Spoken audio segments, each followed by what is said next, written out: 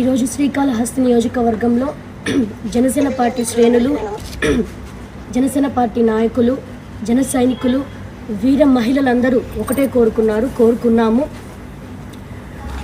ఈ 5 సంవత్సరాలుగా 2018 నుండి కానివ్వండి ఇప్పటి వరకు ఈ 5 సంవత్సరాలుగా మా పోరాటం, మా కృషి, మా శ్రమ, మేము కష్టపడిన దానికి గాజు గ్లాస్ గుర్తు శ్రీకాళహస్తి నియోజకవర్గంలో ఉంటుంది, పోటీ చేస్తుంది, నిలబడతాము అనుకున్నాము. బట్ అన్ఫార్చునేట్లీ పొత్తులో భాగంగా శ్రీకాళహస్తి నియోజకవర్గంలో అది కుదరలేదు. పొత్తులో భాగంగా టీడీపీకి వెళ్ళడం జరిగింది. నేను అందరికీ ఒకటే చెప్తున్నా, ఈ 5 సంవత్సరాలు నా వెంట నడిచిన మీరందరూ, మీ అందరికీ పాదాభివందనాలు. ఖచ్చితంగా ఈ 5 సంవత్సరాల్లో ఏ పదవి లేకపోయినా, ఎక్కడ సమస్య ఉన్నా, ఎక్కడ ప్రాబ్లం అని చెప్పినా వెంటనే వెళ్ళి ఆ సమస్య కోసం ఫైట్ చేసిన వ్యక్తులం మనము. ఇంకా ఈ 5 సంవత్సరాలు కూడా ఎటువంటి పదవి లేకపోయినా మీ అందరి కోసం నేను నిలబడతాను, కష్టపడతాను. మీ అందరికీ ఒకటే చెప్తున్నా, ఆవేదన చెందొద్దండి, బాధపడొద్దండి, దిగులుగా ఉండొద్దండి. ఈ 5 సంవత్సరాలు మనం ఇంకా గట్టిగా పోరాడదాం. సమస్య ఎక్కడుంటే శ్రీకాళహస్తి నియోజకవర్గంలో వినుతా కోట మనమంతా అక్కడ నిలబడతాం, ఉంటాం. ఖచ్చితంగా అది చెప్తున్నాను. శ్రీకాళహస్తి నియోజకవర్గంలో ఎప్పటికైనా కొంతమంది అనుకుంటున్నారు, ఏదో వీళ్ళని బెదిరిస్తే లేదా వీళ్ళ మీద బురద చల్లితే ఇక్కడ నుంచి వెళ్ళిపోతారేమో, ఇక్కడ ఉండరేమో, ఇక్కడ నుంచి తరిమేద్దాం, మన లైన్ క్లియర్ అవుతుందని కొంతమంది అనుకుంటున్నారు.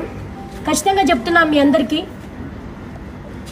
ఏమీ అధికారం లేనప్పుడే, 15 రోజులు జైల్లో ఉన్నప్పుడే, ఇక్కడ నాతో ఎవరు లేనప్పుడే, నా ఫ్యామిలీ, మా అమ్మ నాన్న అందరినీ దూరం చేసినప్పుడే, అందరినీ హింసిస్తున్నప్పుడే నేను ఒక్కటే కోర్టులో కూర్చున్నాను. ఇక్కడ పక్కన కోర్టులో రాత్రి 11:30 వరకు.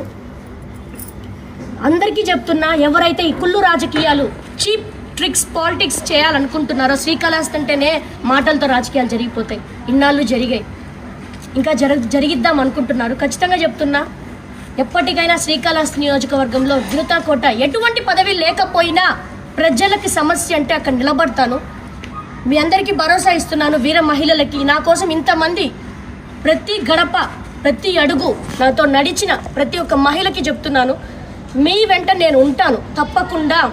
రోజు సభ తర్వాత, ఏదైతే సభ చిలకలూరుపేటలో జరుగుతుందో ఆ సభ తర్వాత కళ్యాణ్ గారు మనల్ని పిలుస్తానన్నారు, నన్ను పిలిచి మాట్లాడతానన్నారు.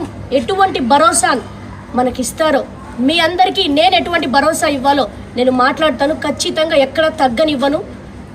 కళ్యాణ్ గారితో మాట్లాడాక పార్టీ నాయకుల్ని, వీర మహిళని, జన సైనికులందరినీ పిలిచి మా కార్యాచరణ చెప్పి మీ ముందుకు తీసుకొస్తాము. 14th రిలీజ్ అయింది అనుకుంటా ఈ ఉమ్మడి అభ్యర్థి అనేది. దాదాపు ఈరోజు 17th, మా జరిగింది 14th నైటే 8:30 అరౌండ్ 9 ఆ లోపు జరిగింది. నేనే ఉమ్మడి అభ్యర్థి అయ్యిండుంటే ఈ సిచ్యువేషన్ ఇంకా అతనికి జరిగిందంటే, వాళ్ళ ఎవరికైనా జరిగిందంటే, ఒక ఉమ్మడి అభ్యర్థిగా హుందాతనంగా నేను ఎక్స్పెక్ట్ చేసింది, నాకెవరో లింక్ పంపించారు. అప్పుడు నేను ఎక్స్పెక్ట్ చేశా, ఏ పార్టీ నాయకుడైనా, అది మీవాడో మావాడో పక్కనోడో పక్కన పెడితే ఇలా చేయడం తప్పు అని ఒక్క మాట అన్నారేమో అని ఎక్స్పెక్ట్ చేశా. నాకు ఇంతవరకు ఫోన్ కాల్ నా ఫోన్కి రాలేదండి. అమ్మా ఇది జరిగింది, మీ పార్టీ వాడా, నా పార్టీ వాడా, వాడెవడో కోవట్డా, నాకు ఫోన్ కాల్ రాలేదండి. కనీసం సానుభూతి పక్కన పెట్టేయండి, నాకు ఫోన్ కాల్ రాలేదు.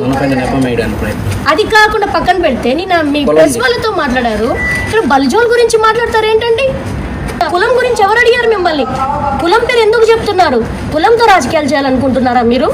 అది కాకుండా రభస అంటారు, జన సైనికుల్ని ఇదిగా మాట్లాడుతున్నారు, వైసీపీకి సానుకూలం ఏదో అవుతుంది అంటున్నారు.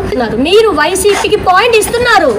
100కి డైల్ చేసామండి పద్ధతిగా, మేము 100కి డైల్ చేసాం. పోలీసు వచ్చి తీసుకెళ్లారు. వాళ్ళ పిఆర్ఓ ఎందుకు వచ్చి అతన్ని విడిపించాలని చూస్తున్నాడు? నాటు బాంబు తీసుకొచ్చారండి, పేల్చి ఇంట్లో కేసేవి ఎక్కడ ఉన్నాయి? సపోజ్ మా కార్యకర్తలు, మా నాయకులు ఇక్కడ లేకపోయింటే సిచ్యువేషన్ ఏంటి? ఒకటైతే చెప్పగలుగుతాను, జన సైనికులను ఎక్కడ తగ్గించి మాట్లాడితే మాత్రం సహించము. ఎక్కడ సమస్య ఉంటే అక్కడ వినుతా కోట ఉంటుంది ఖచ్చితంగా. జై జనసేన.